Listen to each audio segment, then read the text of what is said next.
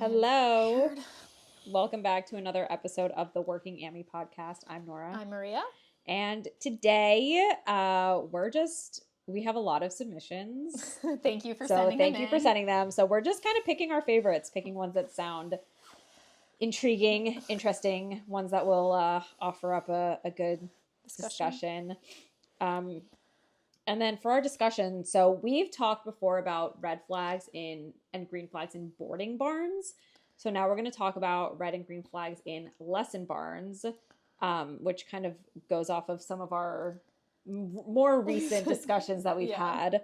And, tips for beginner riders or re-riders, people getting who are back getting back into the sport. So yeah, we're excited about this one. So let's get started. Woo. Okay. So this one was sent in by one of my TikTok friends. Oh, fun. Okay. The subject line is "Set me straight, ladies." Okay. Don't worry, we will. Everything we do on this is give solicited opinions, but I feel like we're pretty straightforward about them. Okay. So this was from December 19th. And she says, "Hi gals, I love the podcast. It's been so educational. I am kicking off my horse shopping journey in January and would love your insight on if you think I can find my wish list for my budget. And if not, what should I be looking for at my budget with my goals/abilities? Some background. I rode as a kid showing through 2.6, but had to stop when I was about 14 as I played another sport that ended up paying for undergrad. Shout out to the NCAA. Woo. Nice. Good for you. I started riding... I don't let the dog stop barking. So she continues to say, I started riding again early 2024 at 27 and leased an 18-year-old thoroughbred jumper mare in January 2025 Love that. For blank. She's been exactly what I needed, a confidence booster to get me back in the show ring at the 0.75 and 0.85. She was a lesson horse before I got her, so I take pride in being 0.75 champions and ribboning all of our 0.85 classes in Kentucky this summer. Yay. We've done some 0.95 courses and a meter singles at home, but that is really pushing it for her in a show environment. So do you want to guess the lease price on the horse was first? It's a yearly lease? Yes. And what was the horse? 18-year-old thoroughbred jumper mare. She was a lesson horse before this person got her, and they're showing in the 0.75s and 0.85s. 10? A little less. 7.5. Mm-hmm. 7.5. Yeah. Okay. Yeah. So she leased her for $7,500. And she says, with that, we've brought my lease mare to the top of her abilities, and she will be 19 in January. So I'm ready to find my step up jumper partner. Oh. In my adult years, I've learned I prefer jumpers because of this. She said subjective. I think she means objective. Okay. Nature. Hunter/Eck genuinely make me so anxious due to the uncontrollables. I should unpack that. I know. I feel like that's a lot of individuals. Yeah. Though. Especially adults. Not just you. Yeah. My goal is to qualify for the meter 5 zone championships in the next 2 years with no real intention to go above that. I just want to be ready. I just want to be a really solid meter 5 team. Love that. I'm okay with quirks and or young as I have awesome trainers for instruction/pro rides and I'm able to ride 5 to 6 days a week. I also enjoy a project more than a schoolmaster, but tell me if I'm insane on this. No preference on breed, and while I'd prefer a mare, I'm open to a gelding stealing my heart. They need to be respectfully spicy and have a motor. I'm not a kick ride queen. Since I'll be learning to ride the bigger, to me, jumps. I'd like them to be athletic enough to help me when I make a mistake, so scope to meter 15 would be great. Budget is blank for purchase. If a 1-year lease to own, rare I know, is possible, I can go to the blank range. I prefer purchase because leases over, I don't know if I should say this, leases over this amount a year don't make sense to me. Okay. So do you think I can find the right partner for the budget? If not, considering my abilities and goals, what should I look for in my budget? Oh, this is fun. Okay, cool. Should I, hold on, there's more. Oh, there's more, sorry. I jumped the gun on that one. Should I get over the lease thing and look for a blank lease and be in the same situation perpetually? And then she follows up and said, in case you haven't done this yet, I wanted to add that I'm totally okay with TBs. We just have to be selective because turnout is limited at my barn, arena only. And I'm very wary of feet issues. Also, every month I don't buy/lease. The budget goes up $2,000 from savings on board. Every month she does not lease? Yes. So her lease ended already? I think her lease is ending this month. Okay. Okay, so as she's basically looking for her next partner, So I guess she's like, the budget will go up. instead of paying for board, she's putting that money towards the purchase price. Okay. All right. What is her budget? So she gave 2 budgets. She gave, here's the budget, and then if it's a lease to purchase. Yeah, so she gave a budget for Okay. for straight up purchase. And then if it's a 1-year lease to own, she can go up to A 1-year lease. another budget. I'm just going to go immediately with my mind went to 25 and then 35. The first budget is correct. Oh, good. This is like the first one. Yay. So if it's just a straight up purchase, the budget 25. is 25. Okay. But her is it 30 then? lease to own budget is higher. Oh, really? Mm-hmm. 25 to 40? 40 is the low end. 25 and then 40 is the low end, so is it like 40 to 50? Yeah. Really? So I guess if it's a 1 year, that's a huge. I guess if it's a 1-year lease to own, she's expecting to be able to like front another 25K. That's a huge increase. Yeah. If it's a lease to own. Yeah. That like really opens your options. Because I guess the intention would be like lease for 25K and then buy out for another 25K. 15 to 25K. Yeah. Wow. I think that's a great budget. Yeah. I think it's a great, especially if she's open to all breeds. If you could find a lease to own situation. If you can find a lease to own situation, yeah. And she said if a 1-year lease to own situation. Yeah. I mean, they are out there. Yeah. Like we've seen it. And the fact that she doesn't have a breed preference is in her favor. Yeah. She likes spicy. Mm-hmm. She can deal with quirks. Yeah. Even honestly, though she says she prefers a mare, I think a thoroughbred would be great for her, to be honest. And I think she could stay in that $25,000 range. Yeah, and she's riding a thoroughbred right now. Yeah, and I feel like thoroughbred people, like once they like get their thoroughbred, they're like, I love them. But it does take I think she is fair in saying with the limited turnout. So you would have to find a horse that's used to limited turnout. Like it wouldn't be like you get a 24/7 turned out horse and be like, that's the perfect horse for me. Like, I think she has to be aware of, which she is, which I think is great, her situation, and then kind of match the horse to her situation currently. Yeah. To just make it fair on all parties. But I think for a thoroughbred, 25K is definitely great. And the fact that if she's looking, say, for the next, 2-3 months, that's an extra $6K right there. Yeah. That she can add to that, already pushing her into the 30,000 range. And then for a thoroughbred, you could get a really nice one. Yeah. I feel like in her range, she could get a nice, teen thoroughbred, like a 8, we say a prime age thoroughbred. Yeah. That has experience. Yeah. Or she could get a step down warm blood. A step down, but I was even thinking, usually we say, step downs and, older horses, but, I was even thinking, a younger horse. Oh, yeah, maybe. Yeah, a 5-year-old. Maybe. In that range. Although, I don't know how many people, the problem is, I don't know how many people would be willing to lease to own. They're, young, warm bloods. I don't think people would. I don't think they would.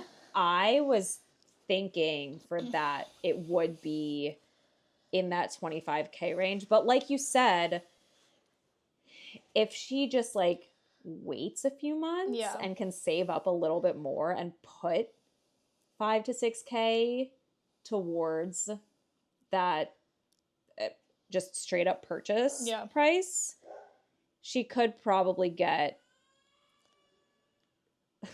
Rory just made Hazel cry. She could probably get a young project.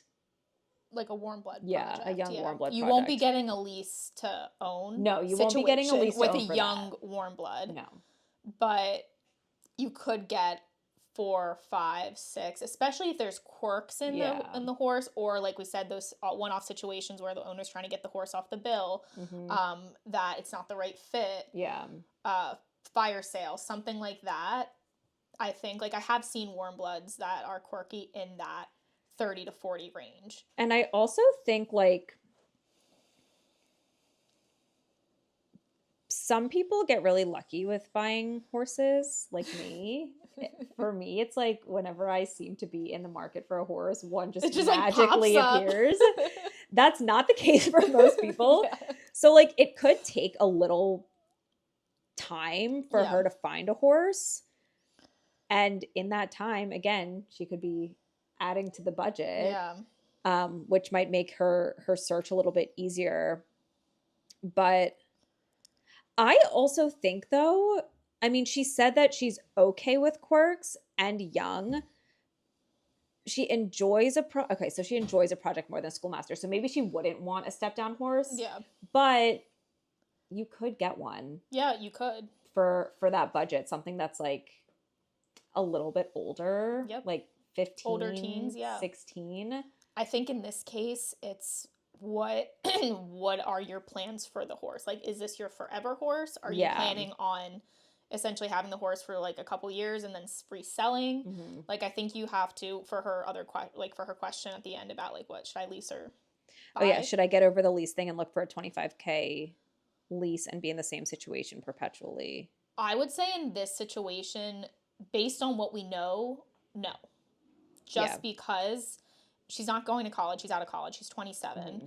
If it is going to be a forever horse or a horse that she keeps for like a number of years, like, yeah, leasing doesn't really make sense. Yeah. The only time I would say leasing in this situation would make sense is if you look at your lifestyle and factor in that and say, like, I don't know, say she's married or she plans on having kids. Yeah. Like in the next like year or so. Then leasing makes more sense because when you have a kid, it's like, it's going to be a huge life change, as you know. So if your life situation were to change or you think it's going to change or your work situation within the next year or two, I would say go for the lease. Mm-hmm. But if you don't foresee any kind of change and it's going to be pretty consistent over the next couple years, then I would say go ahead and buy. Yeah, I agree. But yeah, I think for her, she's either looking at like a thoroughbred that's like a well-trained thoroughbred. Yeah, that's like kind of experienced thoroughbred. Or maybe a young warm blood prospect. Yes. Or if she doesn't need a project, a older warm blood that might be a schoolmaster, but will have the experience. If it's a step down, will have the scope. Yeah. And yeah, so I think those are kind of her three options. Yeah. I think you would have to find, if you get a younger horse, I think you have to decide if that younger horse can live with the limited turnout. Yes. Because younger horses, I feel like, do better when they do have turnout. Yeah. So if you can't offer that and the horse, like the younger horse needs that, I would say go a little bit older.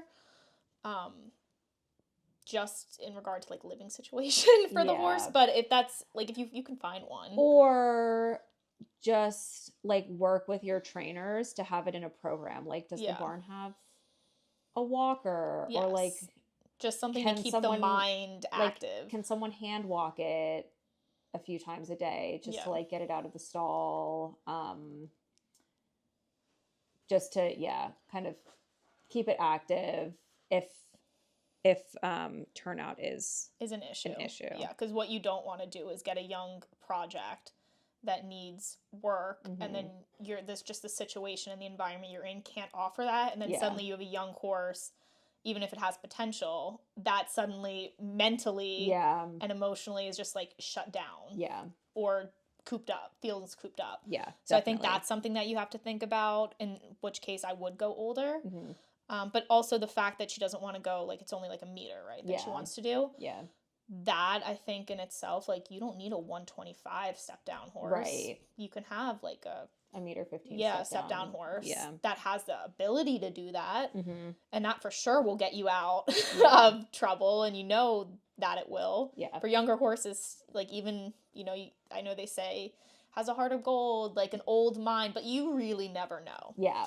So, like, that's just a chance that you're going to have to take,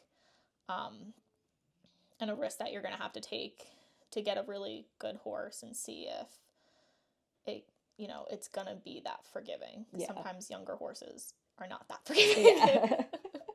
So I don't know. Yeah.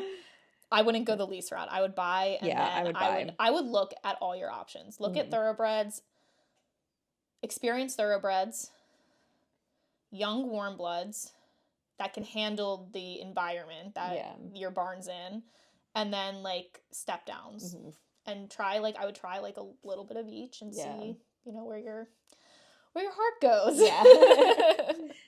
Yeah. Fun. And also I would not limit yourself to mares. She said she'd prefer a mare. She's open to a gelding. It's like the complete opposite of you. I know. I was like, do not get me a mare. I know. I just, like, I wish that I could get along with mares. Maybe I would find one. Maybe I could find one that I would get along with. But, like, the way I ride is just not conducive to the way that a mare likes to be ridden generally. So it's not that I have anything against mares. We just don't get along. I mean, fair. I appreciate a good mare. I just can't ride them that well. Yeah. I think in this case, the gender would come, like, last. Yeah. Okay, you ready? Yes. Hi. Oh, this is from December. This is also from December 19th. Oh. 2025. Hi, I've been a longtime fan of your content and wanted to submit my story as my horse has a pretty unique journey. Okay. I purchased my mare as a 3.5-year-old straight out of a field. She's a registered Hanoverian with strong hunter bloodlines and has been lightly started before sitting for several months due to the previous owner's health issues. I bought her for blank with no vetting. I'm not going to read the last part of that. All right. I know that's not a lot to go off of, but so 3.5-year-old, straight out of a field, registered Hanoverian with strong hunter bloodlines. Very lightly started and then was basically sitting because of owner's old health issues. I feel like because the owner did have health issues, they probably wanted to get the horse off of the books. So I don't think that it was expensive. Or I don't think that they bought it for that much. Because sometimes people are like weird. I know, it's like they were sitting. I bought for $60,000. I know. Did they buy it for like $10,000? A little bit higher. A little bit. 12,000. 12,000. I bought her for $12,000 with no vetting, an absolute steal given her conformation, breeding, and movement. Oh wow. Yeah, that's no vetting. Yeah, that hurts me a little bit in the heart. I would never. I'm glad. Well, we'll see if it worked out for her. Yeah. I haven't read this yet, but we'll see if it worked out. But just in general, if you can get a PPE, please get a PPE, a pre-purchase exam. Yeah. Again, it is not on a pass or fail. We've had discussions about this, but I've seen a lot more on TikTok. It is not based on a pass or fail scale, nor is it for, this horse there's something wrong with the horse, it's going to fail the PPE. A pre-purchase exam is so that you understand what the maintenance costs will be for that particular horse and whether you are willing to take the risk. And whether the horse will be able to do the job that you want it to do. Correct. So a pre-purchase is a non-negotiable in my opinion and well worth it because it's a couple $1,000, but over the long run, if you're avoiding an issue that you don't want, it's for sure worth it to put the money up front. So if you can, please do get a PPE. But we'll see how this turned out. Yeah. All right. In her first summer, she successfully showed around the 2-3 local series to get miles. That winter, I took her to Florida. She competed confidently in the Baby Greens and the 2-6 amateur divisions. She's incredibly brave, jumps a 10, and is naturally forward, requiring a soft, capable ride to keep her relaxed and loopy. She has also dabbled in the jumper rings, jumping around 0.91 meter with an amateur for fun. She was also very successful in this ring and could be developed into a jumper, but my heart is in the hunter ring. Things shifted at our first show of the 2024 summer season. While warming up for the hack after a successful 5-year-old over fences trip, I could tell something wasn't quite right. Though not overly lame, she wasn't herself, so we scratched and went home. I appreciate that. After weeks of diagnostics, she was diagnosed with a stress fracture in her front fetlock. I opted for surgery to give her the best chance at recovery, placing 2 screws to stabilize the bone. Her rehab went beautifully, and she was cleared to return to full work with no limitations. As we brought her back, she began showing unusual under-saddle behaviors, planting, resisting behind, and inverting, which she had never done before. Further diagnostics revealed kissing spine in 3 locations. The issue had likely been masked previously by her top line and only became apparent after stall rest and muscle loss. She underwent a second surgery within 6 months, receiving ligament snips at the affected sites and additional preventative snips on either side due to her young age. Her kissing spine rehab was equally successful. She returned to competition in the 2'9", 3-foot greens with consistent top 3 placings and strong hack results. She's now preparing to move into the 3'3" junior amateurs next season with the scope and talent to be a competitive 3'6" hunter with the right rider. Now pregnant with my first child, congratulations. I realized I couldn't give her the time she deserves. She's talented, athletic, and thrives with the job. Both surgeries were highly successful, and she has no limitations, provided she stays in consistent work with proper saddle fit. Neither of her surgeries require any follow-up injections / yearly maintenance attached to them. She is now a 7-year-old mare standing 16.1. I debated selling her, factoring in her medical history, or leasing her, knowing trainers are often more comfortable with medical history in a lease situation. Ultimately, I chose to offer her for lease. It made the most sense financially and gave me the opportunity to have her back if I return to showing. I do have a clause in my lease agreement that if she comes up lame due to her fracture or kissing spine, however highly unlikely, I would take her back and refund a portion of the lease fee. That's good. Which is really nice because some people don't do that. They say if the horse is injured on your watch, basically you have to pay for it. Yeah. She is now leased to a capable teenager aiming to compete at the 3'3" this year with the option of a second year to move up to the 3'6" at the same rate. The lease is blank per year. Thank you for reading. It's a fun story. It's a lot going on. There is a lot going on. Yes. I would have gotten the PPE for sure then, because that would have... The PPE probably would have caught the kissing spine. Yeah.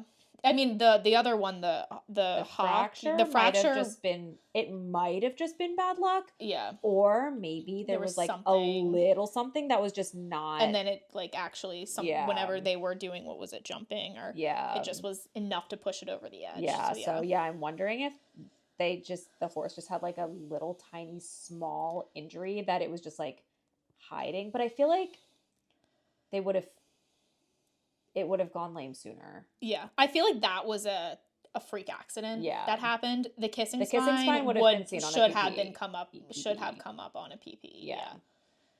I mean, I personally, for $12,000, even if it came up, I would have, if I did the PPE on this horse, I would have said, I'll offer you, I don't know how much PPE surgeries are. What are they? A couple thousand? Mm-hmm. I would have taken off whatever it was from that $12,000 and said, I'll offer you say $9,000 for this horse.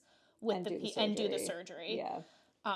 Which is also why you can do a PPE, or why you should, because it gives you some negotiating. Not all the time. Not all the time, but it could in situations like this where the horse is going to need a surgery at some point. Mm-hmm.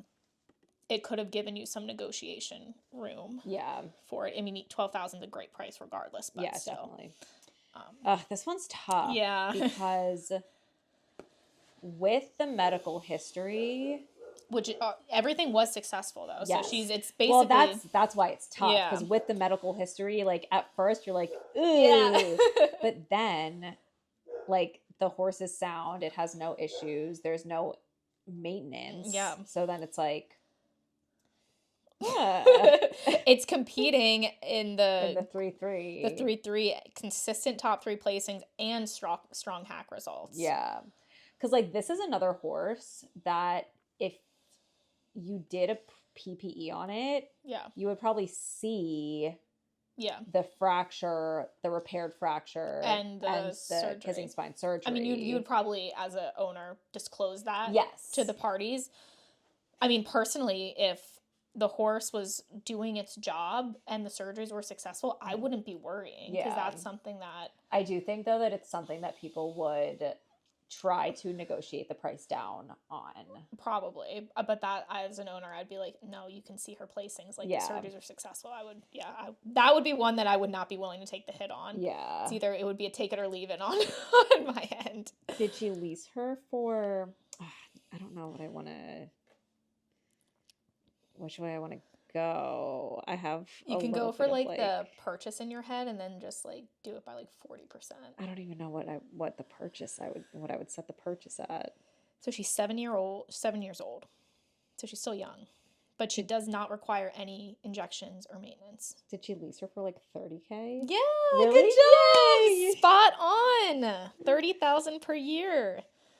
Yeah, so that would put her about like, let's say 60 to 70,000 purchase price. Yeah. If we're doing the 40 to, I don't know what 40% is. But 50%. Yeah. 30,000. Yeah. Oh, it would be like 50 to 60. Uh-huh. Yeah, 50 to 60, which I think is accurate. Yeah, I think that's fair. And also I think that leasing your horse out is always a risk, but I think since this person is going to have a baby, but they say they might want to return to showing, I think leasing is really the way to go. Oh, 100%. Especially if this is like a horse that's maybe like a once in a lifetime horse, or like a horse that's really special to you. And that does well in the hunters, and her heart, she said, was in the hunters. Yeah. And like, it's young, so like, even if you lease this horse for, she's 7, so it's 7, not like the horse 8. It's not like the horse is 17. Yeah, you come back, the horse is like, what, 9 maybe? Yeah, has some more experience. Has showing. A record. Yeah. So I think this is a smart move. Yes, I think leasing your horse out was the right thing to do here. Yeah, I think this was incredibly smart, and I think it was great too that she was like, I know that it was, they're more comfortable leasing with a medical history, because I mean, you lease this horse for 2 years at 30,000. You've already you're not paying board, you're not paying like anything on the horse, and you're making what you would have sold in probably for a year. Yeah. In the 2 years. So I think this was an incredibly smart decision on her part, and this is based on the other one that you just read, and we were like, don't lease. Yeah. This one is a yes, good job, lease situation. Yeah. Cool. Yeah, but there you go, guys. So Kissing Spine did the surgery, and it was completely successful. But we've been hearing more about those. Like, Kissing Spine before it was like the end all be all. Yeah. Now it's like, okay, well, I know you can do maintenance Kissing Spine I think is pretty manageable now. Especially if you decide to do the surgery and rehab. Yeah. I think. Like, I've heard multiple stories now about this. Yeah. Doing the surgery and it coming back better than ever. Yeah, what a cool story. Cool. Well, when you get back from, your maternity leave and start riding again, let us know how, your journey goes with your new horse. Well, not new horse, but with your horse. Yeah, your old new horse. So this one will also feed into our discussion, but I'm going to leave the discussion part out of it for now.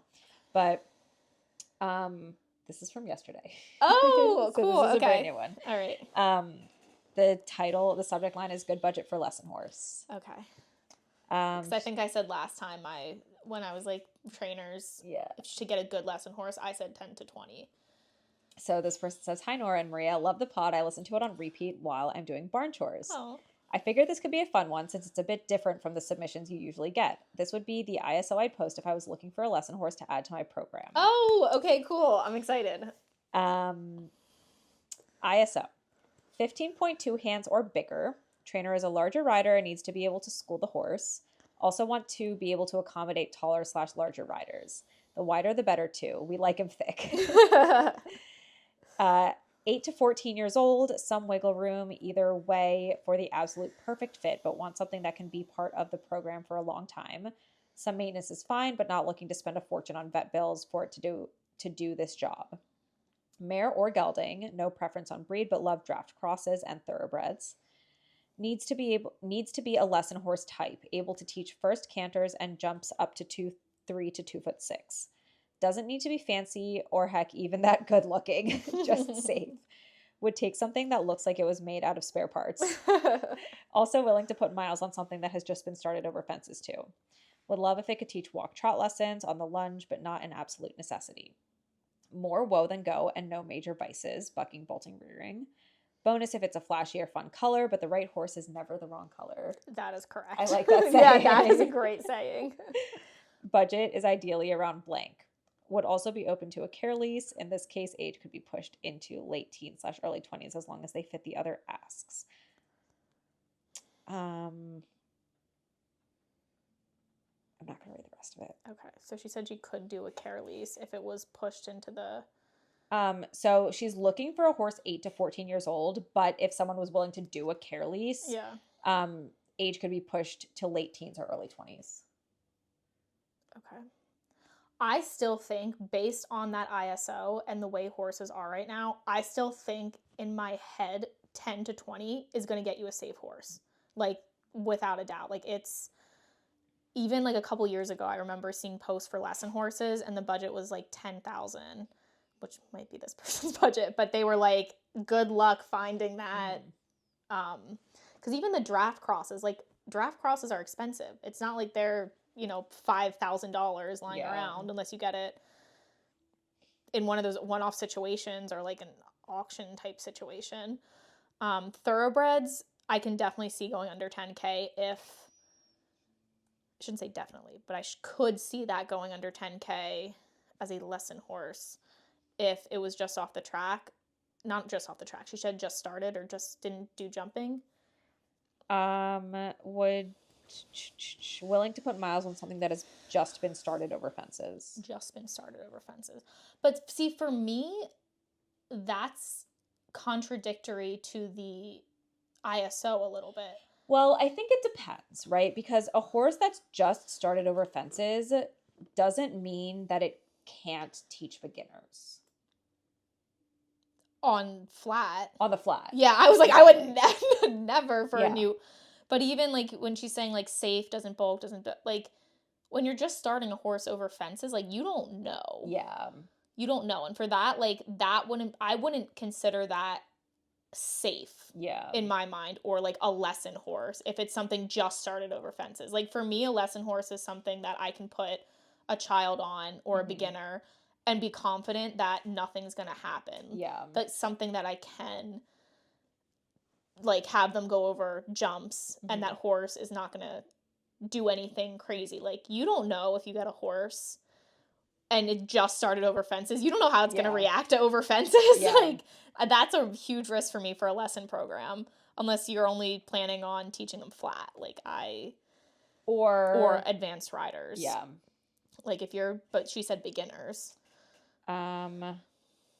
Yes, needs to be a lesson horse type, able to teach first canters and jumps up to 2.3 to 2.6. Would love if it could teach walk trot lessons on the lunge, but not an absolute necessity. Yeah.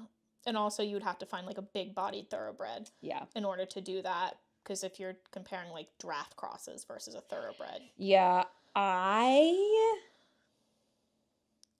would also recommend going towards a thoroughbred or a thoroughbred cross. Maybe a quarter horse. A quarter horse would be a great one. Because if you want it to be able to accommodate larger / taller riders that are beginners. Yeah. That don't know how to like balance, yeah. don't know how to like have a light seat and that kind of thing, you're gonna want something that is a little bit bigger bodied. Like heftier. Yeah. Yeah, not like an OTTB that maybe isn't like as big bodied because they are, they do have different conformation. Yeah. Than the other ones. I think an appendix. And that's not to say that if you're a bigger bodied person, you cannot ride the thoroughbred. But we're making generalizations here. But with also like realistically, like if you are an experienced rider and you know how to have a light seat, that is a completely different conversation. That's not what we're talking about here. It's the beginners who... Or the larger... Well, it's the beginners who are like maybe like larger or taller who don't really know how to post the trot, who don't know how to sit in a half seat for the canter, who maybe are like balancing on the mouth a little bit and kind of bouncing on the back a little bit. Like that's where you might want a draft cross. A little bit. Something with a or little even bit like of, a thoroughbred cross. with colder blood than you would for like a hot horse. Yeah. Even more of a reason why I would not have one that's just starting over fences. Yeah. But anyway, going back to what's the budget? I think her budget's under 10K. But I hope it's not. I forgot we haven't even talked about her budget yet. I hope it's not, but I feel like it is. Is it 7,500? No, it's higher. Oh, thank God. 15? Lower. 12. Lower. 10. Yeah. It was 10? Okay. It is 10. All right. Okay. I mean, yes, I think you can find something in that. Yeah, like I said, I think you would be more comfortable, like, if you're in the 15 to 20 with what she needs in a lesson program. I think it would be worth the extra money to go up in the budget. Yeah. Because I'm like, if she can spot. If she can do it. Yeah, if she can do it. Because I know it's really hard. We talked about it for last time for barn owners. Yeah. I mean, I said 10 to 20 anyway on the last one. Yeah.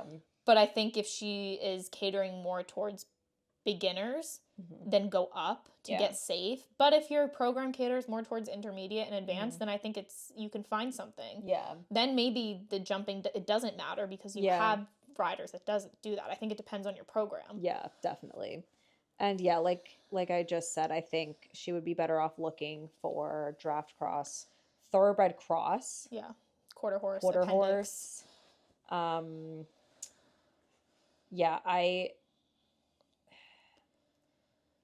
it's not going to be easy. Yeah. But I think you can find something. Yeah. I don't think she's going to be able to find a care lease.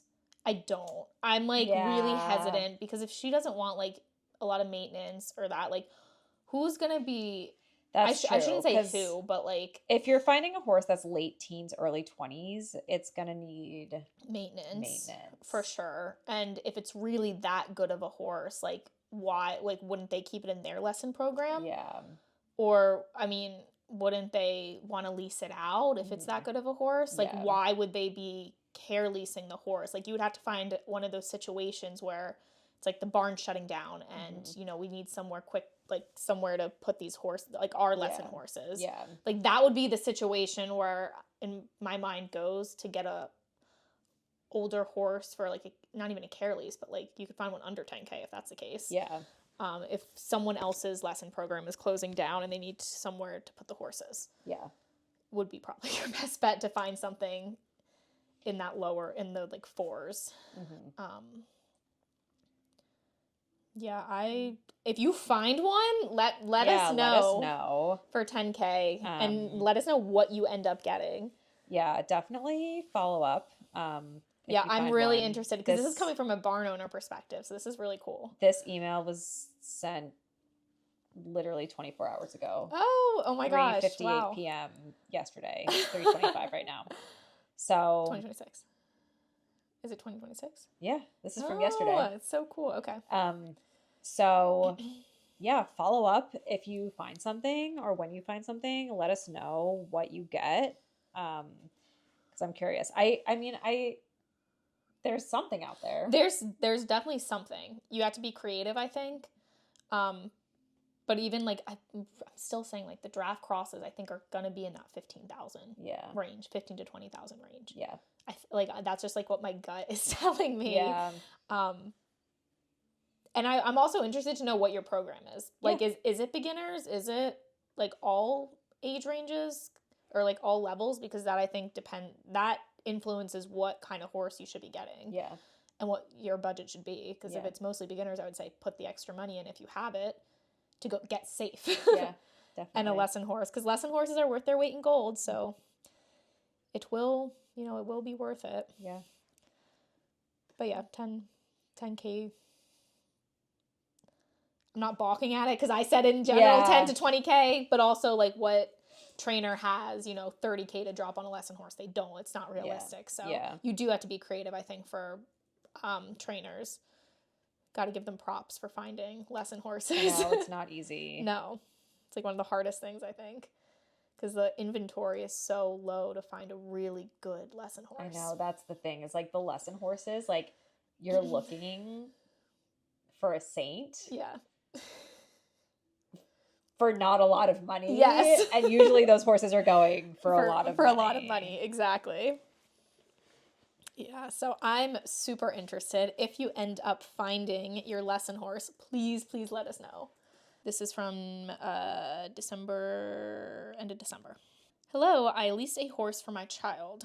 He is currently doing 2 600s and a junior rider.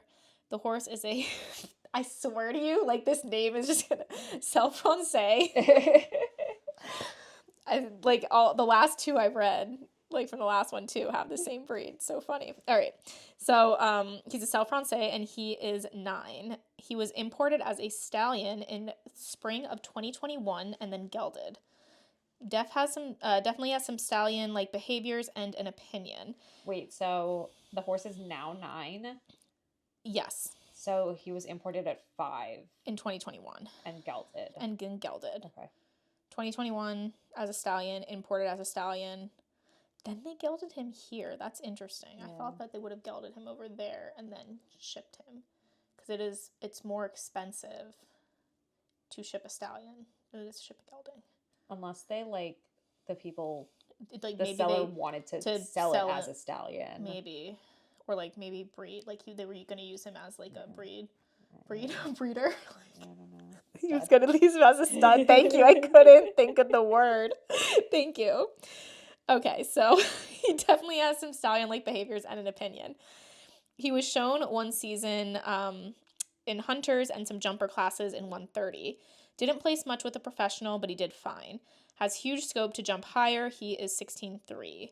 He has quite a few particular habits that most would find annoying. Cow kicking with canter transitions at home, lots of head tossing, and doesn't like hind end touch.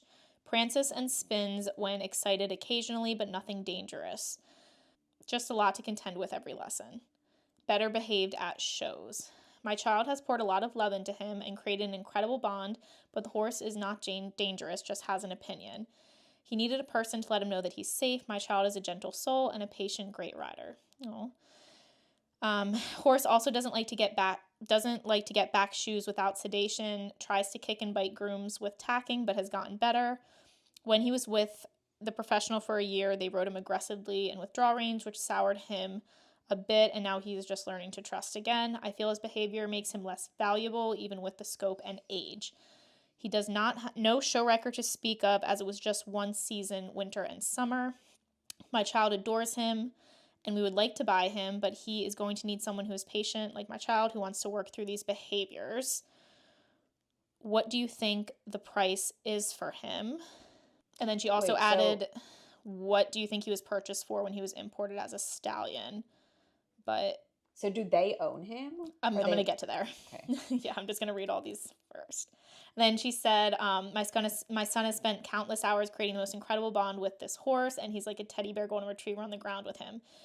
The son loves him to death and feels very safe with him. It would take someone like my son to be able to connect with this animal and keep him feeling safe.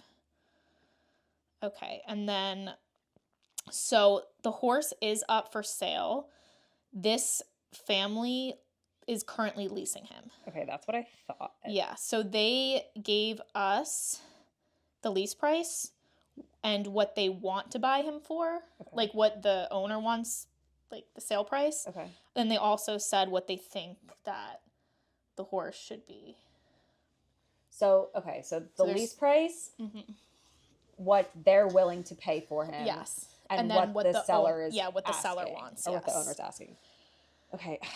No, there's a lot. I know there was a lot going on. I was like cringing sometimes reading. I love that your son loves this horse, but I'm like, he's a child doing the 2-6 Hunters. Yeah, I'm wondering why they're leasing this horse to do the Hunters. I was literally cringing. This horse does not sound like a child-friendly horse at all. Like, I would never put my child in this situation. And this horse doesn't sound like a hunter. No, it's one season in Hunters and some jumper classes to 130. Didn't place much with a professional. Doesn't have a show record. And then it tosses its head. It spins. It tosses its head, it spinning. Cow kicks when canter transitions at home. They do. She does say, I actually don't know if this is. I'm gonna say it's the mom. She does say better behaved at shows. Yeah, but how often are you showing? You're riding the horse, what? 3 to 6 days a week? Yeah. At home? Yeah. I know. I wouldn't buy this horse. I wouldn't even be leasing this horse. I want to know what happened in this. I will say, I think it's so sweet that your son seems like such a gentle soul, and he does seem like a great rider if he's able to handle all of this. I would love to know the age. I don't think he can't be that old because he's picturing a 12-year-old. I'm picturing a 12-year-old too, like a 2.6 hunter. Yeah. Like a kid doing the 2.6 hunters. I think in this do your pricing and then we can dive into this one. I'm curious what the current owner's intention was when buying the horse. I am too. And she did ask what we think that it would they imported him as a stallion, what we think the pricing, but we don't have the pricing on that. Oh, okay. We don't have the pricing. We don't have the original purchase price. Yeah, we don't. I'm so curious what the owner's intention was when buying this horse. Did they import it as a jumper prospect? I don't know. I would love to know too. Because I don't think it was imported as a hunter. No. I'm also curious with about the trainer. I know we go back to the trainer a lot, but this is another WTF are you doing as a trainer? Yeah. Unless this kid is the most amazing rider, I would or not. Or unless this lease was signed without a trainer. Oh, I didn't even think of that. That's the other thing. But if it was signed with a trainer and the trainer found this horse and was like, this would be a great horse for your 2.6 hunter child. Oh my God. Oh.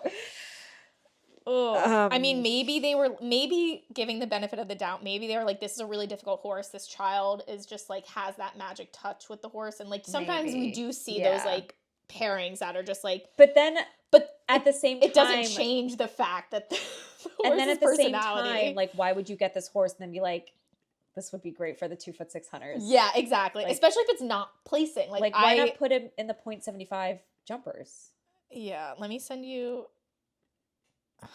I'm so confused. Can you look that person up? Okay, I want to see this horse's show record so badly. Oh, you want me to look it up on USAF? Yeah, please. I tried to log into mine, but I can't remember my password. Yeah, I was on a different browser. That's why, because I don't have all mine auto saved. Oh yeah. So if it's not there, I'm oh, I don't know how to do this. Okay. I don't even know if it'll come up. It should if they're leasing, but. Why does it say that I'm a USCF fan? Did you do your safe sport? Yes. I posted a TikTok about it. Remember? I didn't see it. I mean, you don't stalk my account and watch every single one of my TikToks. If it comes up on my For You page, which a lot of your videos do, I did not see that one. I really want to see this horse's show record so badly. This is one where I think the show record would speak for itself. Yeah. I mean, it sounds like the horse doesn't have a show record. Yeah, I mean, so it says he was shown 1 season in hunters and some jumper classes, but it doesn't say if it was rated or not. But then she says no show record to speak of because it was just 1 season, winter and summer. Okay, so maybe she's saying they just had 1 season. Yeah. So it's maybe a couple shows. So what do we think they leased him for? I really hope it wasn't that much. I feel like it was, though. I feel like it was. Was it 40K? Yeah. Was it? It was. Good job. 2 for 2. Killing it. Yes, they leased him for 40K, and she wants blank to buy him. 80? Higher. 100? Higher. 125? Yeah. The owner wants 125. Yeah, so we leased him for $40K, and she wants 125 to buy him. The whole lease price goes towards the purchase. And then she says, what do you think the price is for him? We did that. I think closer to blank. Haven't done a full vet check, but I sometimes wonder if there's a neurological issue. Usually I'm the one with the facial expressions. Yours are just off the charts for this one. I'm speechless.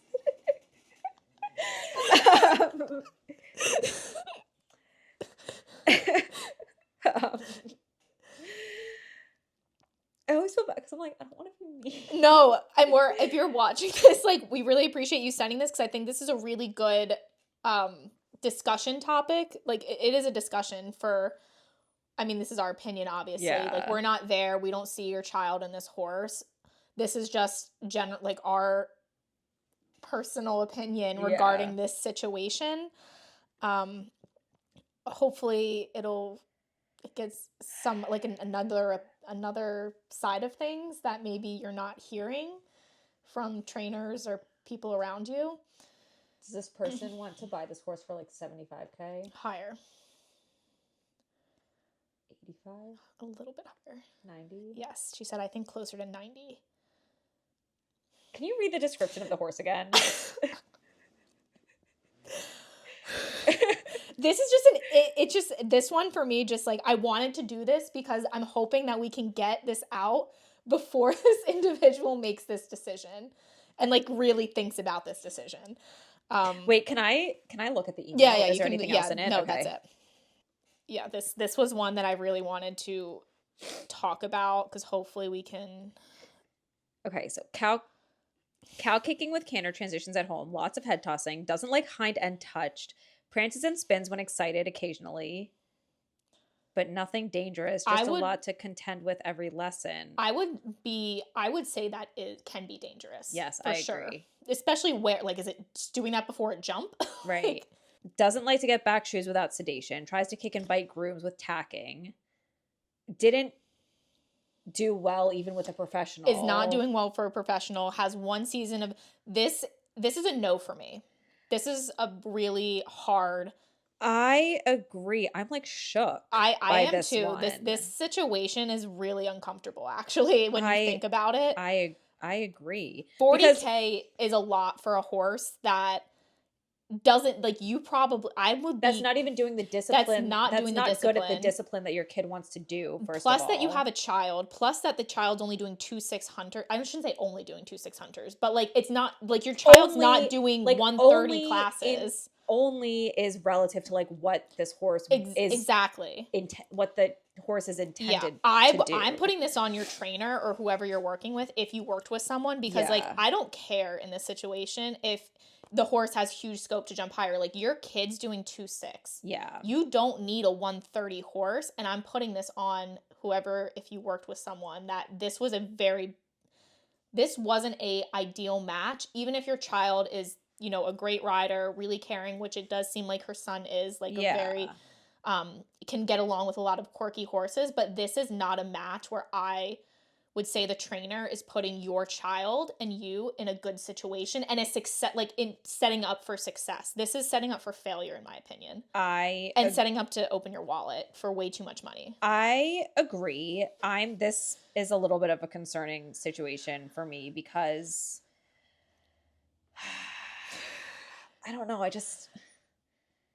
have a lot to say, but like, I don't want to be mean, but yes, like, I think it's on the trainer, first of all, because and these aren't even, like, particular habits that most would find annoying, which you said, like, these are habits that, like, I would never put a 2-6 hunter like my child in that situation, when for $40,000 a year there's a lot of options in that range. There's a lot for of options. Hunters that have experience and do well. And for $125K purchase price, do not, if you please God, or if you hear this before, please don't buy this horse. And this person thinks and it sounds like they would be willing to purchase the horse for 90K.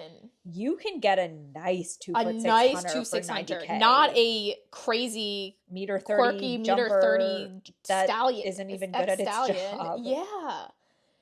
That has every all gelding of these technically quirks. is an ex-stallion, but this is like a professional's horse, regardless of if you need someone carrying or like anything. Like, this is a situation where you as a parent need to, I feel like, step up yes, and agree. say no to your child, even if they're in love with the horse. This could be a situation where your child ends up seriously hurt. Yeah. Or it's not doing well. Like, if your child wants to be competitive in the 2'6" hunters and the horse isn't doing well, obviously, because it's not a hunter. Yeah. And for that much money, I'm like, I'm shook. So, she says, my child has poured a lot of love into him and created an incredible bond, but the horse is not dangerous, just has an opinion. This is the sunken cost fallacy. Ooh. Right? Oh. It's like when you're dating someone for like 5 years and it's just a terrible relationship, like a toxic but you're relationship. like, I don't want to break up because I've put all this time into it. Yes. So what? Wow. That was a great analogy. Like, you've been killing it with the analogies lately. I will say, yes. Thank you. Like, are you really going to stay in this shitty relationship just because you've put all this time and effort into it, even if you're not happy? I mean, it sounds like the kid, I don't want to say I don't want to say that like they're not happy, because it sounds like the kid loves the horse, which is great, but it sounds like part of the reason that they want to buy it is because she says, my child has poured a lot of love into him and created an incredible bond. Like, that's great, but that's not everything, especially if I think you need to have a sit down with your child to see what his goals actually are with the horse world, because if his goal is to be competitive in the hunters, this is not the horse. No, absolutely not, and absolutely not worth the money. I would not pay $90,000 for this horse. I wouldn't even lease this horse for $40,000 for my child. Absolutely not. I'm also shook at the $125K purchase price. That's crazy. He doesn't even have a show record. Where is that coming from? Doesn't have a show record. That person's the owner is on crack. Didn't place with a professional, but she said did fine. Like, is fine like the rider didn't fall off? Like, didn't get around? Didn't place much with a professional, but did fine. Does that mean he jumped around? Yeah, like, I guess. Maybe. That's why I was like, I want to see the show record on this, because like this just is like, we're talking about red flags. Has huge scope to jump higher. Who cares? Your kid who's doing the 2'6" hunters doesn't need scope to jump high. To jump higher than 130. To jump higher. No. That would be like when I was looking at horses, I tried a horse who could really have was kind of like a meter 45 horse. Yeah. And I liked it, but then my trainer was like, you don't need a meter 45 Are you going to be doing horse. the meter 45? Yeah. Yeah. My trainer was like, that's a horse that will be competitive at the meter 45. You don't need that to do a meter 15. That's a really good point, because I think a lot of individuals who look for horses look for something way beyond their current level, even though like they're like, oh well, I'm just starting in the 0.80s and I want a 120 jumper, 130. We always say this. And it's like, no, you don't need a 130 jumper. If you think you're going to progress quickly, then go lease for a year to get the experience. But don't be like, I need a horse that can do the 0.80s and the 130s. Like, they're two different types of horses, personalities for horses, price ranges of horses. Like, that for me is just like if you're lost. That's if lofty. Your kid is doing the 2'6" hunters, get him a 2'6" hunter. Get him a 3 foot hunter. And you can, with this budget, you can find such a good, for $125,000 in the hunter world. Yeah. Like, you could find a really good hunter. Yeah. For 2'6" hunters, step down. Project that you don't have to worry if it's going to spin your kid or prance or head toss. I'm like upset about this. Why? This is why I wanted to read it, because I feel so bad, because this mom obviously loves her son. Yes. And I really appreciate that. And I love that they love this quirky horse, because a lot of people can't handle that. And I do think, she did say, she's planning on getting a full vet check, which I do think is great. She also did say, though, if there's a neurological issue. If there's a neurological issue. There could be. If you think there's a neurological issue, why would you want to buy this horse? Yeah, this is a Or maybe hard she thinks, pass. maybe if there was a neurological issue, she would not. She wouldn't buy it. I mean, maybe if you do the vet check, you do find something. But like, again, this is like, what if the kid is like so in love with the horse and it's like, I don't care what's wrong. I just want the horse because if I don't get this horse, it's going to go into bad hands again or, in a different situation. And I have to say, that's not your problem. Yeah. It's not going to be your problem. Yeah. You don't own the horse and it doesn't seem like a suitable match for a 2-6 hunter. Yeah. And if you're the trainer for this horse, shame on you. Yes. The trainer and the owner. And the owner. Shame on you for letting this happen. Like, I mean, I guess the owner is just trying to make a buck. For sure. But and putting this at 125 and then, I mean, leasing for $40K is like, leasing a 130 jumper that didn't even do well as a 2-6 hunter is crazy work. That's literally It's crazy insane. Work. To a child. To a literal child. Knowing that it does all of this. Like, it literally, even with the grooms, what did it say? It kicks and bites the groom while tagging. Tries to kick and bite grooms and has to be sedated to get its feet done. That one I'm not as mad about, but like, what if your child is trying to groom him? Like, does he kick or bite your child, or is it only like handling by grooms? It sounds like it kind of sounded like the horse is better with the kid. Which can be like a really bonding moment or a pull, like this horse is I want this horse. But on the other hand. But I also kind of think that that's not a good thing. That's not a good enough reason to spend this much money on this horse. I don't think it's a good thing when the horse can only safely be handled by one person. Yeah, I agree. Because a horse is never only going to be handled by one person. This is a huge liability. Yeah. I would not buy this horse because, especially for a child, but this is a huge liability because if you do buy this horse and something does happen to someone else in their presence, because of this horse, guess who that's coming on? You. Yeah. You're going to be the one getting sued. You're the one that's going to have to be dealing with all of these repercussions because of this horse. Like, what if the child's like, oh, come see my, new horse, and, they bring their friend, something happens to their friend because of this horse. Like, yeah. This is a hard pass for me. What I think is interesting is this person says, my child adores him and we would like to buy him, but I just don't think that there was that much thought that went into this. I think it was kind of just like the kid was like, I really love this horse. I want to buy him. I want to buy him. Yeah. But if I was in your shoes as a parent, this is when I would put my foot down and say no. Like, I know you love this horse, but this is not a good safe situation for me and you. Yeah. And we can find you a much better horse for this same exact price. I would not buy this horse for more than $30K. I agree with you. I think the lease price was outrageous. I think the purchase price was outrageous. The purchase price is... I think that this whole situation is outrageous. Yeah.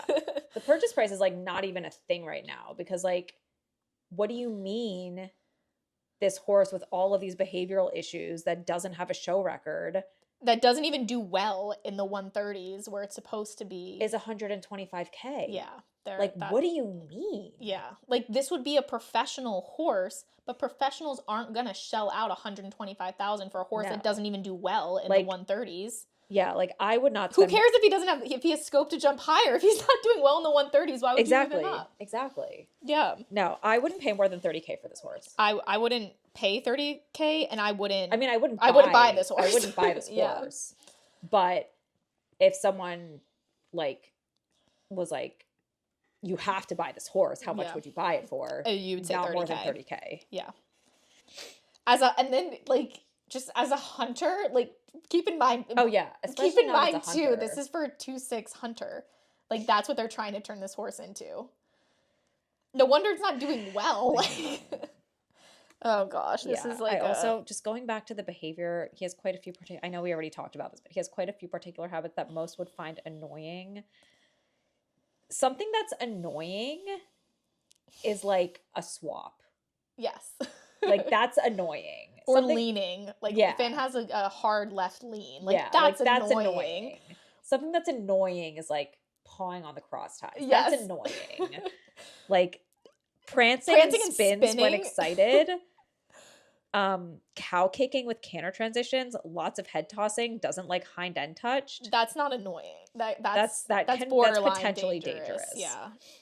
And she says, just a lot to contend with every lesson. Why would you want to buy I mean, I guess some kids like a challenge, but like, why would you want to buy a horse that's a lot to contend with every lesson? Every lesson as a 2-6-foot hunter. And like, I will say, I think this is a very big generalization, but for horses like this, for every lesson that they're like, kids like challenges. Kids like challenges until they get hurt on that challenge horse. Yeah. And then they either lose their confidence completely or they don't like riding anymore or they're not going to like the horse. And then this is the biggest thing is, how are you going to resell this horse if your child decides that they no longer want to ride or want this horse anymore? Because you are not going to be getting your money back on that horse. Absolutely not. It's not. It doesn't do well in shows. It has all these quirks. It has all these behavior issues. You're going to be selling to probably a professional that's not going to pay, what do we say, more than $30,000 for this horse. Yeah, that's a really good point. Yeah. Because this is a terrible investment. Because a horse that's hard to contend with every lesson too, like maybe right now the kid's okay with it, and even if the kid doesn't get hurt, like it gets old. It does. It gets tiring. Sometimes you just, especially for this much money, sometimes you just want to sit on something that's easy. And have fun. Yeah. Like, and that's not to say like obviously riding horses isn't easy, but like Squid is the kind of horse that I would consider a relatively easy ride. Yeah. Like he has his buttons and there's a way to ride him to make him go like better and go well, but like who's going to want to... This kid could probably ride Squid. Yeah, but who's going to want to go every lesson and be like, well, is he going to spin today? Is he going to like do something crazy like today? That. Yeah, you did. And it got old. Yeah. And I loved him. And he was great for me at the time. And granted, I was still doing like the meter 15 adult jumpers. But you were also an adult too. Exactly. Like we were doing the 2-6 hunters. That's the thing. We were doing a division that was appropriate for the horse and the quirks. But it got old. Yeah. And by the end, like I was sad to sell him, but I'm kind of glad I did. Yeah, because now you have a horse that you go to lessons and you can actually have fun with. And it's a challenge, but it's not like a dangerous challenge. Exactly. Like that you're like, am I going to fall off today? Right. Like it's a challenge and I still learn every lesson. And there are still things that I work on and I still make mistakes. But I'm on a horse that will help me. Yes. And I can like focus on getting better rather than focusing on or worrying about, like, is my horse going to spin? Like, is something going to happen? Yeah. Like, is he going to kick the groom while he's tacking him up? No. I feel like it would be slightly different, not a ton different, because I would still not buy this horse. But like, if he did really well in the hunters, and he had these quirks, I would be like, okay, like I can see why you'd be willing to give this a chance. Or if the kid was doing like the 0.85 jumpers, or even if the kid was doing the 120s or 110s, like we've seen 12-year-olds doing that, and they're, then it would make sense that, you deal with all these quirks because you have the talented jumper, but this horse doesn't seem like it's that, oh my God, is this going to sound mean? The horse doesn't sound like it's that talented.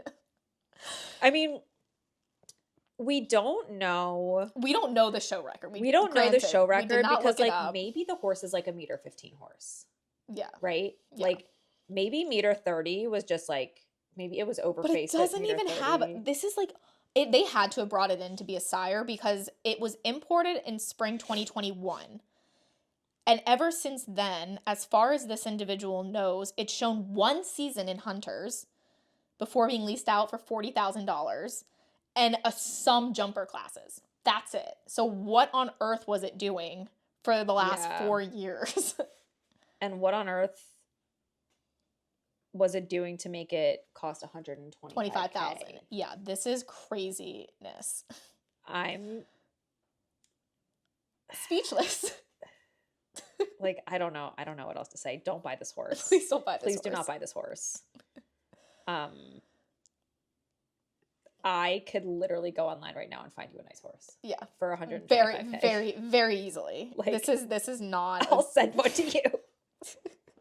And your child, even though it's definitely like, I understand as a parent, you want to make your child happy, and it's heartbreaking when you see your child love something like this horse so much and want this horse so much, and it's really going to be devastating when you're like, or if you say, we're not going to buy this horse, like, you're going to deal with that heartbreak. But as the parent, that's your responsibility. It is your responsibility, and they'll get over it. They'll forgive you. They'll forgive you. Especially when they find a horse that they do well with. Like, for the 2-6 hunters for that much money, oh my gosh, you could find a great horse that your child, like, can actually go and do the grooming and tacking. And, I mean, I don't know if this child does it yet, but based on what I'm seeing, it doesn't seem maybe like the kid would be able to qualify for some indoors. Yeah, with this horse. And, you know, maybe they wouldn't have to contend with this every single lesson. They could just get on and worry about, you know, improving their own riding and step up in the hunters. No, I'm upset about this. Yeah, this is very concerning. This is a red flag. Yeah, please don't buy this horse. That's my final comment is please don't buy this horse. Yeah. My comment is I really appreciate what you're doing as a mom, because that can't be easy to see your horse, to see your kid, you know, riding something like this, hopefully. Yeah. And thank you for sending this in, because I think this is a great discussion topic for those parents who also might find themselves in very similar situations. Yeah. Contending with either a trainer. We don't know if this individual leased on their own or went through a trainer, but a trainer who may not be as, I don't even know what the word is. Ethical, yep, as they should be, because you should not have been leasing this horse for $40,000 to begin with. You should not have been leasing this horse at all. But yeah. Especially but also one that, you know, has to deal with their child being in love with this horse and having that pull that you want to make your child happy, but on the other hand, you have to deal with being responsible as a parent. Not that you aren't responsible, but like... But you have to think about, like, first of all, the long-term future of your child in the sport, and also their long-term safety. Yes, exactly. That was a better way of putting it. You're not saying you're not responsible, but like... This is just a... Like, I feel so terribly for you to be put in this situation. Because sometimes, like, I am now a parent. I mean, granted, my child is 1. But... I am sure there are going to be decisions that I'm going to have to make that she's not going to like. And that's just going to have to be how it is. Yeah. There have definitely been decisions as we were growing up that our parents made for us that we didn't like. But you do it in the best interest of your child. And this sport is inherently dangerous. Yes. And then when you put an inherently dangerous sport with a potentially, I'm going to say, dangerous horse. Yeah. You know, I know you said he's not dangerous, but I would argue with you that these behaviors could be dangerous if given the right situation, and especially if they do it right. It just takes a little bit of bad luck. Yeah, a little bit, or a wrong timing or something to happen where it could become a more of a risk than, say, you get a schoolmaster 2-6 hunter that knows its job and doesn't do it. Like, I'm picturing maybe the kid trying to tack up the horse and the groom going to pick its foot and the groom gets kicked. Yeah, or the kid gets kicked. Yeah. Like, or I was thinking of it getting spooked or something at a show, and like what happens in the hack? 'Cause, I mean, does it do well? I don't know. There's a lot of questions that I have, but just like with all these quirks, this is just not a good situation to be in. Yeah. So I hope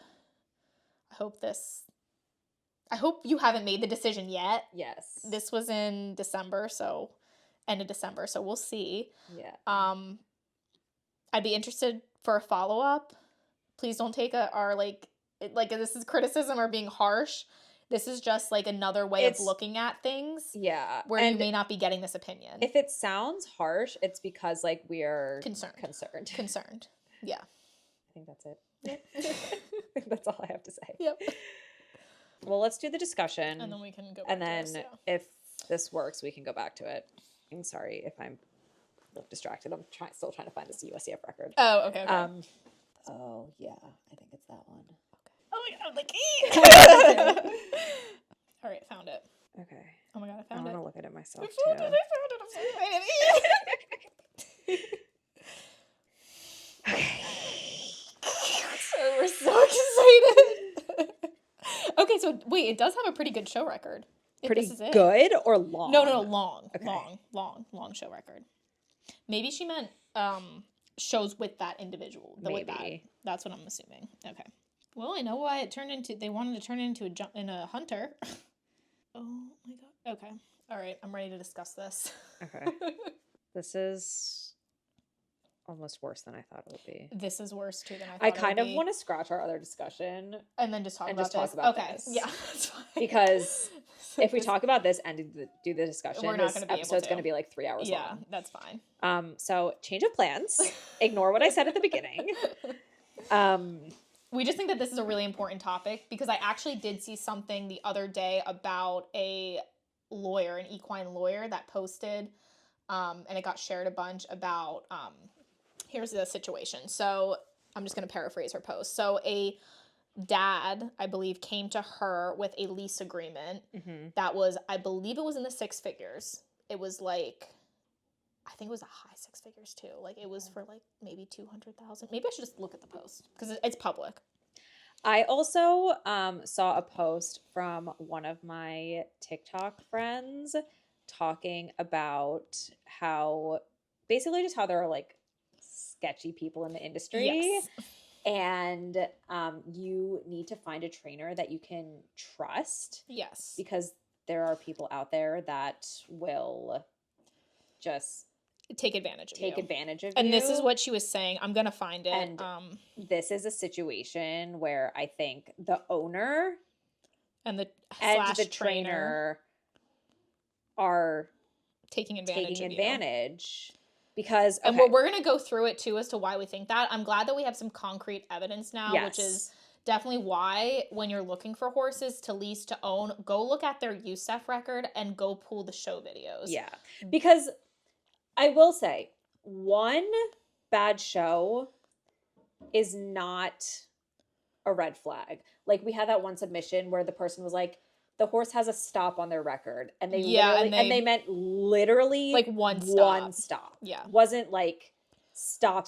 Like a stop literally meant one stop on the show record. Mm-hmm. That's not a concern to me.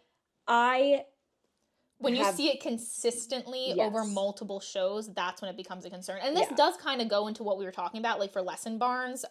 This is also for boarding barns, just barns in general. And when you're trying to look for a trainer, this is something that you have to be aware of. Not every trainer is like this, but there are enough of them out there. Mm-hmm. And there are enough situations that have come to light where this can be a big concern. Yeah. So the one that I was talking to you about, I found it online. It's public, so I'm just going to paraphrase because it's pretty big. So this equine lawyer was recently asked to review a lease agreement for a gentleman who's relatively new,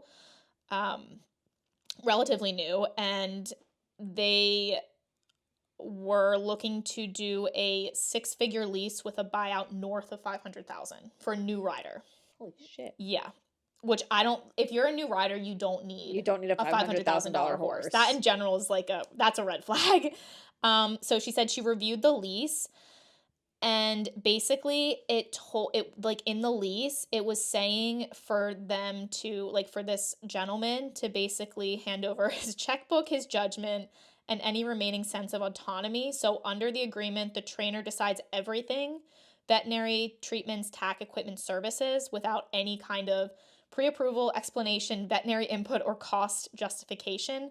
Veterinary input? Yeah, or cost justification. And then she basically asked the dad, who was presenting her with this lease agreement, to ask, let's see. And this is from a big name trainer apparently too. So she asked the dad to ask them for the horse's veterinary records from the past couple years. And just to understand what the standard care might be and reoccurring expenses he might reasonably expect, since he's not going to have any kind of input whatsoever. So that in itself, that's insane. That's very reasonable to go ask for prior veterinary records. Then she said the trainer said no. The owner would not provide past vet records, would not list ongoing or anticipated service, and would not share insurance details, despite requiring the leasee to maintain coverage by reimbursing the owner for its insurance. And insurance on a $500,000 horse is going to be expensive. astronomical. But basically it's saying you have to pay this, but you're not going to know what you're paying for. And expected all decisions to remain exclusively with that trainer. So basically the dad had no say in whatsoever and couldn't ask like what was going on with the horse. So then it's basically a glorified lesson horse. Basically, yeah, essentially like the dad is expected to pay like the buyout was north of $500,000, she said too, with a 6-figure lease. First of all, so what does this dad do for work? I don't know, but it gets worse. So then it says, then she goes in to say when a seller or owner refused to provide veterinary history, it was actually written very nicely, demand blinds trust and insists on unilateral control over all care and costs. What they're really offering is an open-ended financial commitment with no guardrails, also known as an open checkbook, which is essentially what this dad was expected to do. And this dad was new to the industry, so he could be like, oh, this is totally normal, you know? Thank God he went to get an equine lawyer to check this out.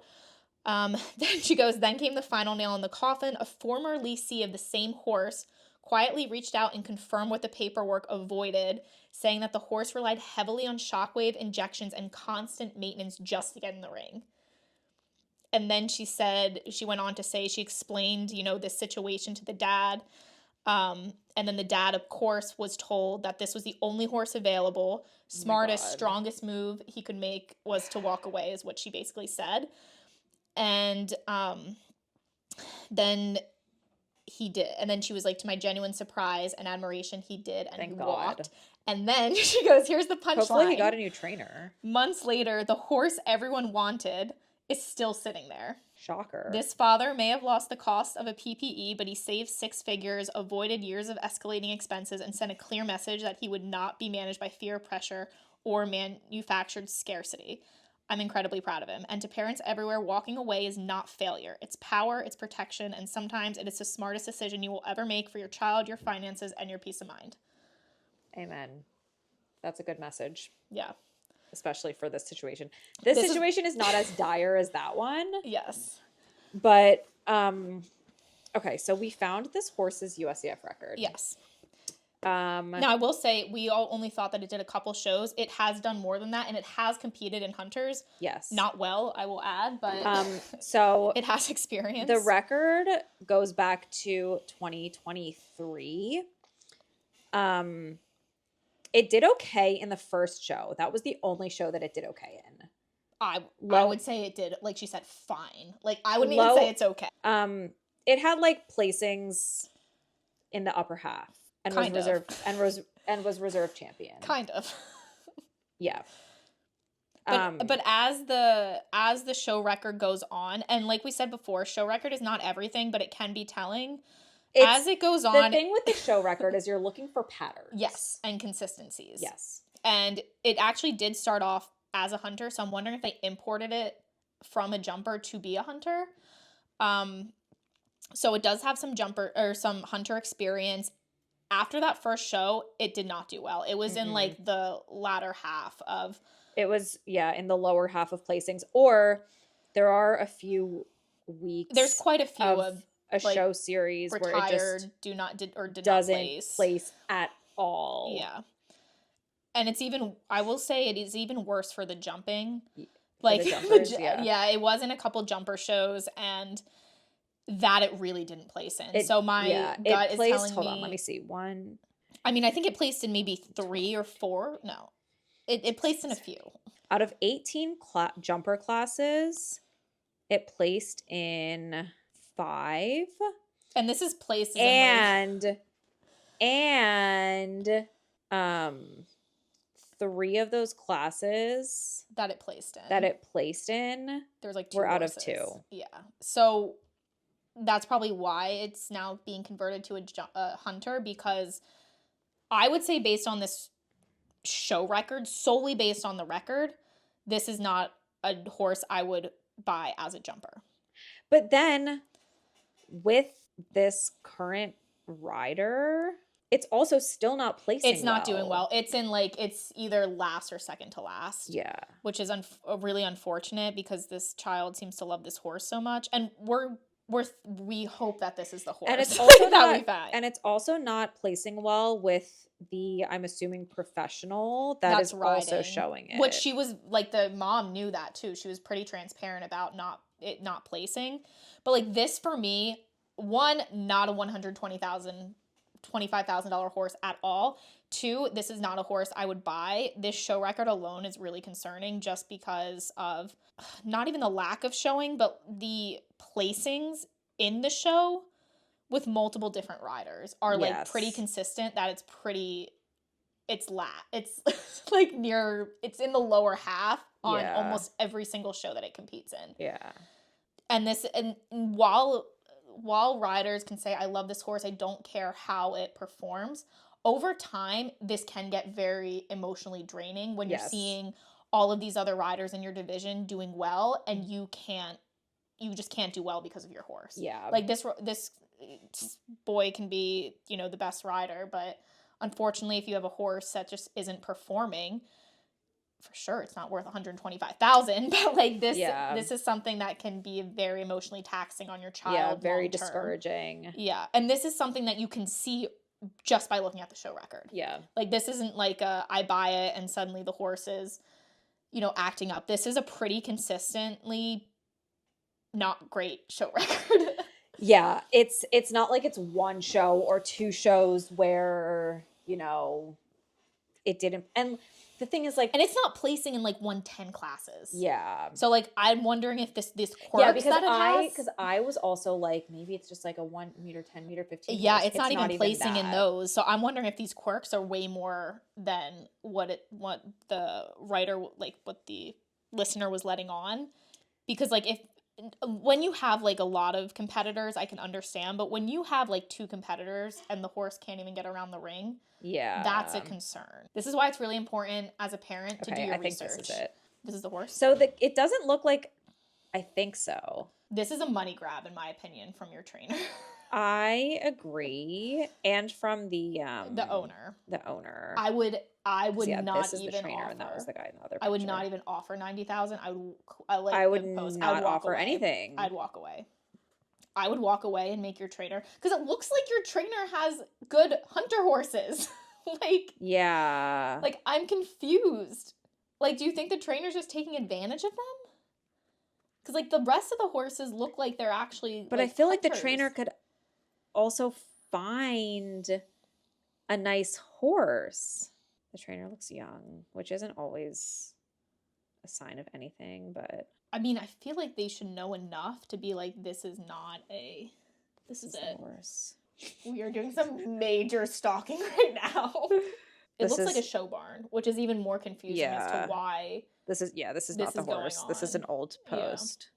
This just puts a very bad taste in my mouth. Yeah, I'm like upset about this. Yeah. Yeah. Mm-hmm. This is like, it's not a tough one. I'm just like, I feel so bad. It's just like an unfortunate situation. Because yes, I'm also confused because the barn looks like it has nice horses and nice hunters.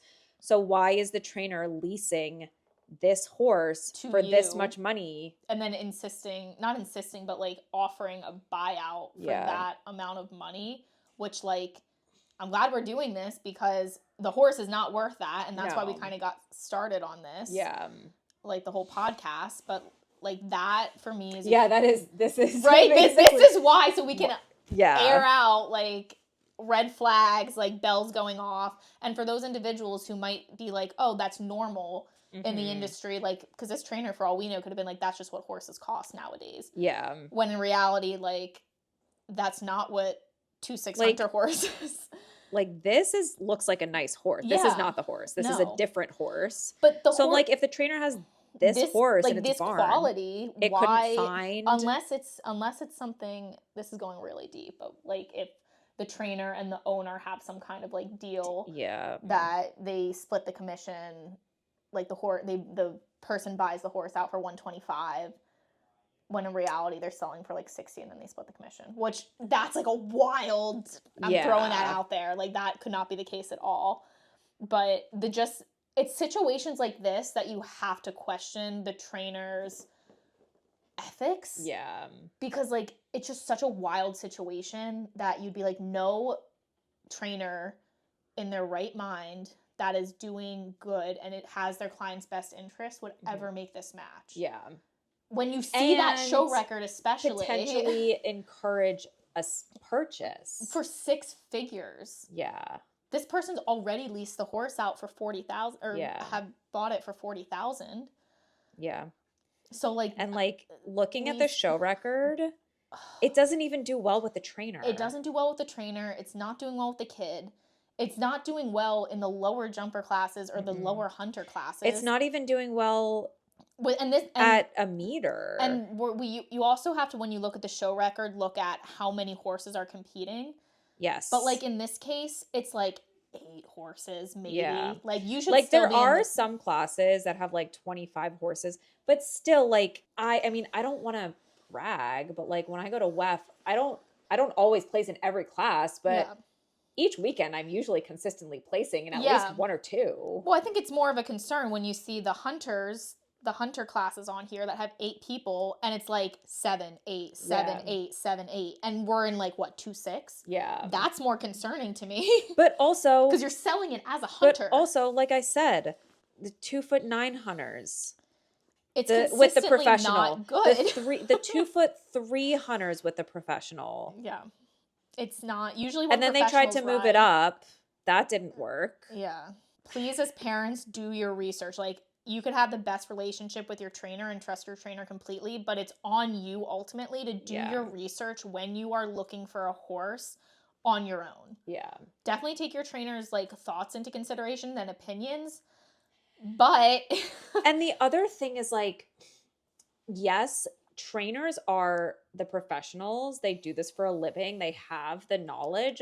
It is a business, but you as the parent and the person spending the money have the final say. Yeah.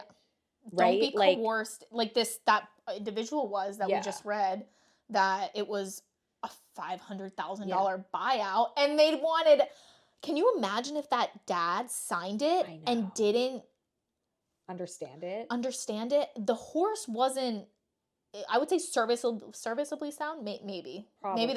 Maybe that's pushing it, but it needed injections. Yeah. It needed all of this maintenance just to get in the ring. Yeah. Those are all these extra costs that the trainer was basically like, I'm not telling you what you're paying for. I'm just going to send you a bill and have you pay for it. That is craziness. And like, but that's the kind of stuff that like happens in the industry. And it's because people don't ask questions when they should. And like, you don't have to, if something feels, we've said this before, if something feels off, it probably is. Like, if you feel like $125K is too much money for this horse, it's because it is. Yeah. Like, and I mean, she even said something about maybe the horse is neurologic, which, but considering everything that's happened, I would be concerned about getting the PPE. Yeah. Because like, what if your trainer's working with the vet and like, I don't know. This is just such a bad situation to be in. Yeah. Especially because your trainer looks like it has nice hunter horses. I know. They have nice hunter horses. So like why don't you have one of those? For that much money, if the budget was like $15,000, I'd be like, okay, $30,000. All right, maybe that's the best they could find in the budget. But like with a $40,000 lease and $125,000 payout, that's the best you could do. I know. Shame on you. I know. Yeah. Like, come on. No, actually, because this is like craziness. Yeah, like and like I said, you have the final say. So if something feels off and you're like, I don't want to pay that spend much money on this horse, like you don't have to. Like nobody's. And if your trainer is like, well, you know, like this is really the only horse that I could find, or like, I think this horse is a really great match for your kid, or like, this is really the best I can do. Get a second opinion. Get a second opinion. Well, we are your second opinion, I guess. But by that, I mean, maybe look for a new trainer. Yeah, Like, maybe. I don't know. I feel like I listened to this podcast called Two Hot Takes. Oh, yeah. And it's so funny because they're always like, get a divorce when it's about like women or like women writing in about their like shitty like their husbands doing shitty things. And I feel like that's how we are, just like get a new trader, get a new trader, get a new trader. We're like, duh, like of course, why not? But I feel like once an episode there's a situation where I'm like, get a new trader. Like, you should be leaving this situation. But sometimes people need that second opinion to be like, because you can feel it in your gut, but sometimes you just need someone to validate your concerns. Yeah. So if this was you trying to validate your concerns, this is us saying you're completely validated and please don't buy this horse. And I wonder sometimes too, there are some trainers who just like prefer the clients that are going to spend like astronomical amounts without on a questioning horse. anything. But then they make you feel bad about it if you question anything. But then I'm wondering if like this family, like I'm wondering if this person horse doesn't even look like a hunter. I know. It doesn't look like a hunter. And like I'm wondering if this person out of the people at the barn is the one who like can't shell out like $250K for a horse. And the trainer is maybe the trainer's like, I don't want to say find anything. Yeah, I don't want to say punishing them, but it's just kind of like, oh yeah, here's the one that we found for you. Yeah, you know? or like maybe this is the best we could do. Yeah, with your $125,000 budget. Yeah, which is definitely insane not the case, and not the case at all. Because these other horses, hunters, like I mean, they're for sure in the six figures. I would assume. Yes, like they look really nice. So then, but they have the hunter look, and then you see the other horse, and it's like there's a clear comparison. Like, so like I'm wondering what's going on. Yeah, there's a disconnect here. And I mean, we're being very like general because we're just looking at like we're only our opinions are what we can see. Yes. Like, we're looking at the show record. We're kind of doing some stalking. We're looking online. we found the But this is what you should be doing as a parent, as a, adult amateur. Mm-hmm. Like, it is so easy to look up things now with the internet and social media that, like, we found that in probably about 5 minutes of searching. Once my internet started working. Once your internet started working, we had the show record, we had the barn, we had the trainer, we had, like, all of this information. Mm-hmm. And that's so easily at your fingertips. Yes. And you can make better decisions when you have more information. Yeah. And you can find that information online. Yes. So if you're looking for a horse or you think you're going to lease a horse, especially all if it's of this six information figures, is public. Just go on USEF. Start your searching. A lot of people are very good at stalking. You can go on Clip My Horse. Clip your horse. Look at the videos. Like, just do a little bit of your own research first so that you have a glimpse of what you're getting into. Yeah. Because when we looked at that show record, then I was like, oh, this is bad. This is a bad situation. But if the horse was doing really well, then I would have probably had a slightly different opinion, but it was pretty much what the mom was saying through it was very consistent with what the mom wrote based on the show record. So definitely I think she is having that gut feeling, especially when she was like, I think it's neurologic. Like, I think she is having that gut feeling. So I'm hoping she doesn't buy this horse. I also really hope she doesn't. I'm really hoping that she doesn't buy this horse because it's going to be so hard to resell. Mm-hmm. What happens when your kid goes to college? What happens like if they don't want to ride anymore? Like, you are not going. What happens if they get hurt? Like, this horse does not have the record. And what happens when they burn out because they're tired of dealing with this horse? Behavior? Yeah. And it's not like they have a good show record to go off of. Yeah. Like, the owners, if you're going to try to... I'm not owners. The potential buyers are going to see the same show record that we did when we looked it up. And it could be worse because, like, the more shows you do, if it still doesn't do well, that's consistently not doing well. And especially in the hunter world, when you're shelling out that much money, you want something that's going to at least get you in, like, the top half. Of the classes. Yeah. Like, I don't want something, I'm not going to shell out 6 figures for a horse that's going to get me last or second to last in almost every single show. Yeah. That's crazy. That's insane. So, yeah, I'm disappointed by the situation. Not even disappointed. I'm just like upset. I'm upset. What'd you say? Shook. I'm shook I'm by shook, the situation. We're shook. I'm shook. Yeah, I really hope that this person sees this. And does not. We're going to have to put this on TikTok. I think we're going to have to put this on very TikTok quickly. before we release this episode, because this is a dire situation.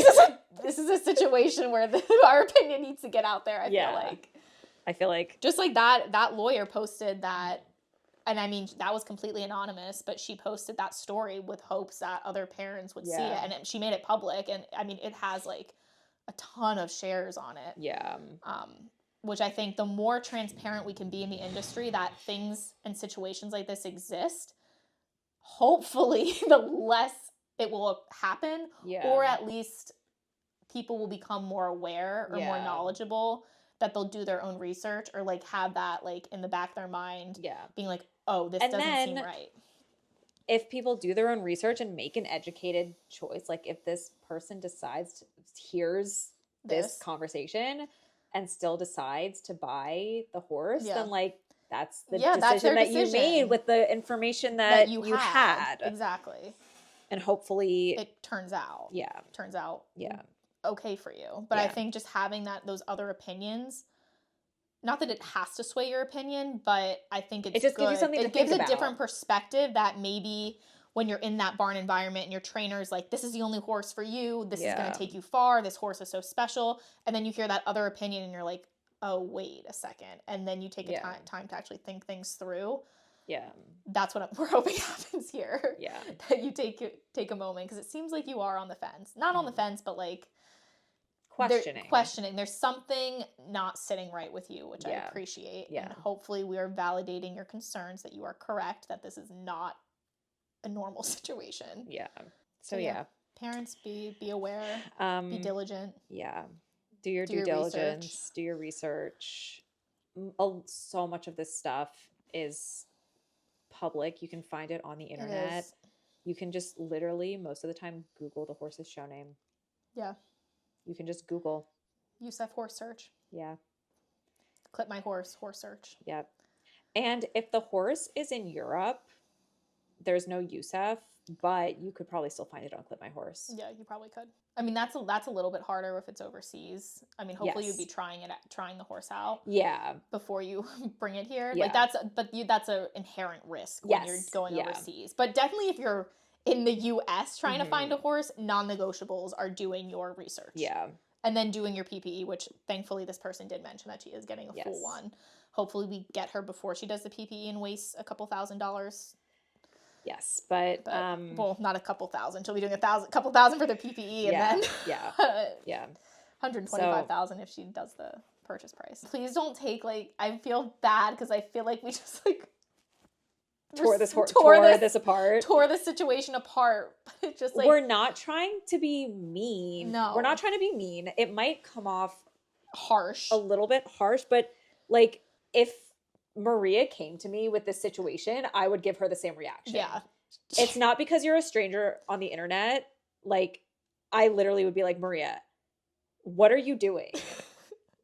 If one of my friends came to me with this situation and was like, what do you think I should do? I'd be like, I would tell them the same thing that we're saying now, because someone has to be straightforward with people, especially in the horse industry. And that, I mean, I feel like we're transparent as we can be with trying to be respectful. But someone has to give you the real opinion. And that's what we're here for. We're giving opinions. And that's hopefully why you are writing to us. Now, we don't know. We love making assumptions. We do. Yes, we only know the information that is given to us and that we can find on the internet. Exactly. That's the only thing that we're going for. So there could be a lot more backstory to this situation that we don't know, but based on the information that we do know and that we I'd love to see do videos. Have, this is our opinion based on what we have. Even if I saw a video, I would hard pass. I agree. Because I'd be worried about the investment long term. I agree. For sure. And my child's well-being mentally and mentally and physically, emotionally. Because if they're not doing well, I'd be I'm not shelling out 6 figures for my kid to not do well at shows. Especially at a barn that seems like it's a show barn. which is even more concerning. I know. It's not just like some trainer. It's like, it looks like a nice barn with nice horses. And not that this horse isn't nice, but it's like, everyone else looks like they're doing better. Yes. Based on what we have, I've seen better horses. Yeah. I've seen better, and it has quirks. It doesn't compete well. Like, it doesn't have a lot going for it right now. It doesn't have a lot. For it right now. And for 125. The only thing going for it is that your son loves the horse. That's pretty much the only thing that it has going for it. I don't want to say that's the only reason to buy this horse because there's no reason to buy this horse, but that's the only thing saving grace. Yeah.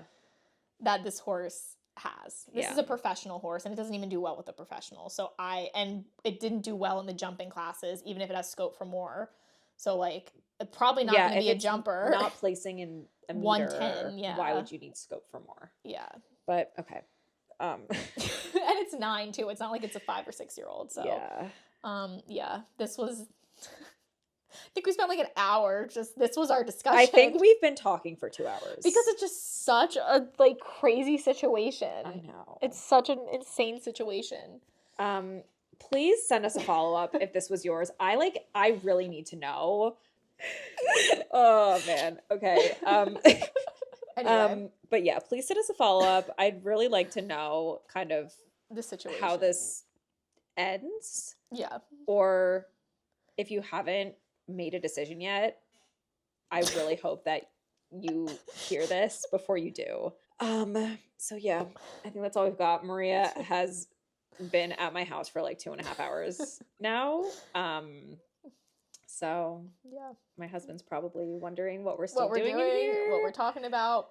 This was a fun one though. This was a fun one. Yeah. We're gonna wrap it up. Yep.